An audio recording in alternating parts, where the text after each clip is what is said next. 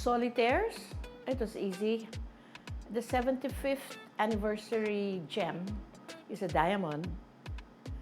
And so when you think of a diamond, you always talk about the solitaire. Usually when somebody gets engaged, there is a solitaire ring with a diamond. And so the idea of a collection of stories, we call that an anthology, is really a collection of diamonds. It's like you have a jewel box and there's so many solitaires there. Those are each of the stories that are inside the book.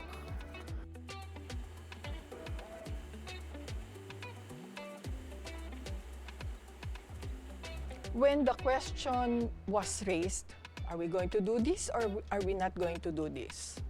There was a passionate and united voice that said, let's do it.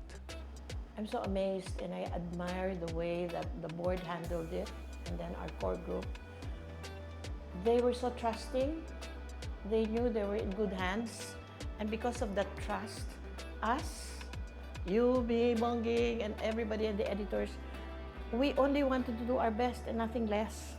We wanted to capture and connect the dots from 1947 when STCQC opened and in the 50s when our first graduates came out until the current times.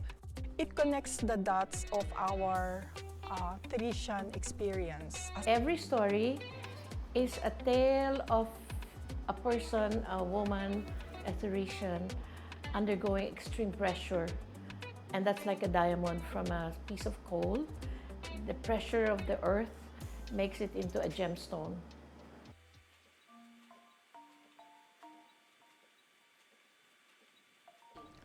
The transition of transferring the leadership of the STAA from myself to Miss Maris Salimon Go was very easy.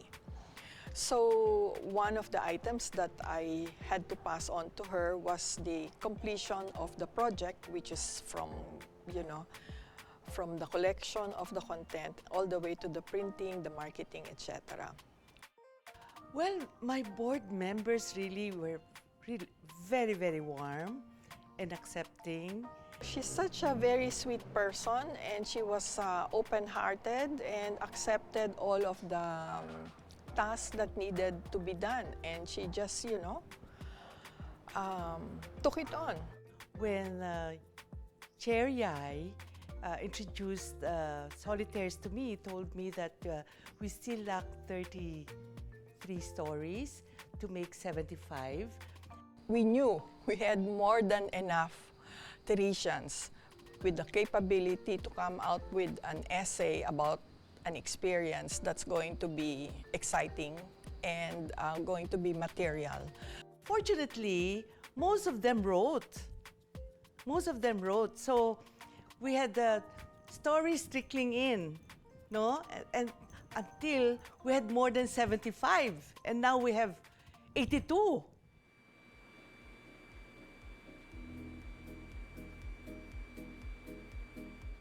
We needed to firstly have a good pool of editors that the writers would accept. Our editor-in-chief and also a board member, Marilee Isip Orosa, and her two editors, Evelyn Opilas and Lorna Calao Tirol. There was a camaraderie. It was nobody's better than the other one, but we were just wanting to do it for St. Teresa's. That was the ultimate goal. Let's make each story sparkle. Everybody was humble enough to be edited. You know what they say? Be kind to your editor. He or she can make you or break you. That is very true.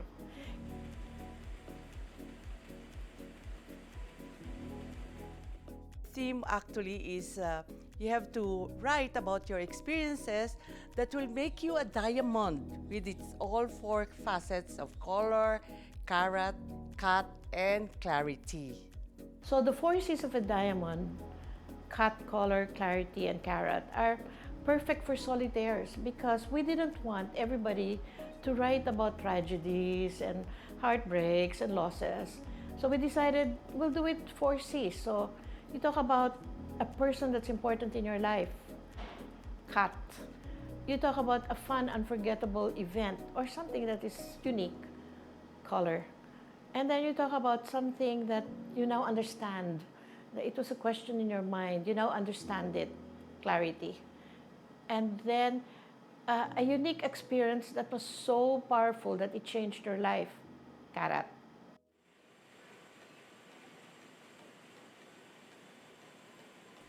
First thing that I took a look at is the concept of the book.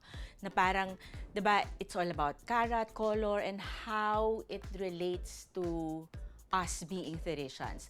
So, hinanap ko all of those elements. So, coming up with anything naman, with any design, it has to be purposive and it has to go back to the context of why you are doing this. Actually, kinabahan nga ako when I was doing it kasi parang shocks. This is for 75th anniversary of STC.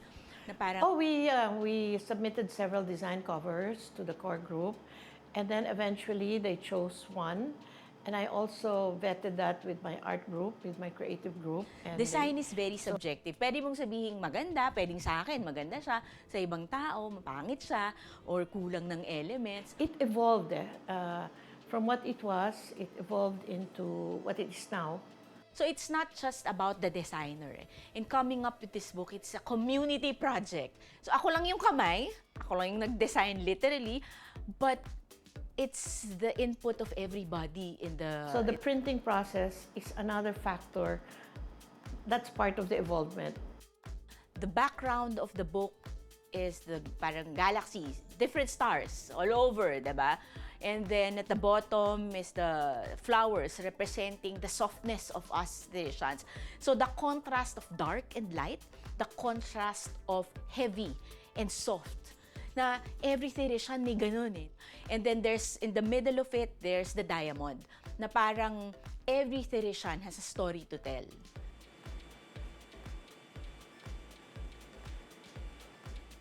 Galing nga ng book because it's a product of many, many, many people. You know what they say? It took a whole town to do this book. Happy ako that everybody agreed to all the elements in the book. Na parang pinag-usapan siya ng maigi, pinagdiskusyonan siya, and it's not just about one person, it's about the input of everybody in the core team. So ang dami natin trying to push this book into a place of meaningfulness. Actually, there were no challenges that I met at the production of the book because everyone was cooperative and doing their own share of work. Look at Annie Lou. Meron siyang own contribution. We could not have done it without somebody coordinating for us. My main role is that of a go-between between the editors and the authors. I will never ever forget the 3 editors. Talagang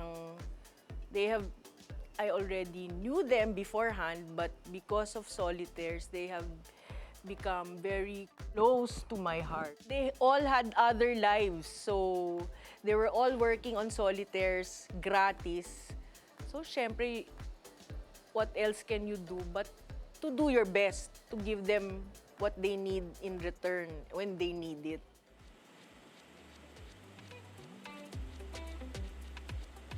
The stories are like you're telling your story to your best friend. So many, not many, but all the writers gave us a peek into their lives, into their private lives. And many are stories that have been waiting to be told.